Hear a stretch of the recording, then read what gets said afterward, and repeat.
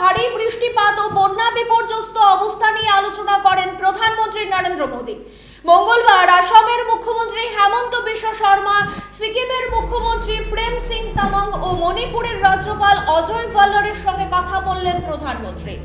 অসমের মুখ্যমন্ত্রী হিমন্ত বিশ্ব শর্মা নিজের এক স্যান্ডেলে লিখেন, কিছুক্ষণ আগেই প্রধানমন্ত্রী ফোন করেছিলেন।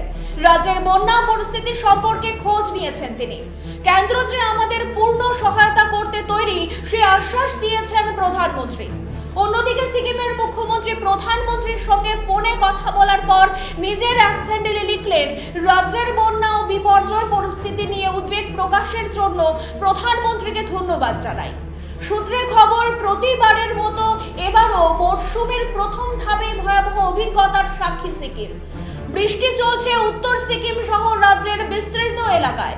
বাড়ছে তিস্তার জলস্তর। ভারী বৃষ্টিতে বিপর্যস্ত হচ্ছে উত্তর পূর্বের জনজীবন। আটকে রয়েছে হাজার হাজার পর্যটক এবং প্রাণ গিয়েছে শত শত মানুষের।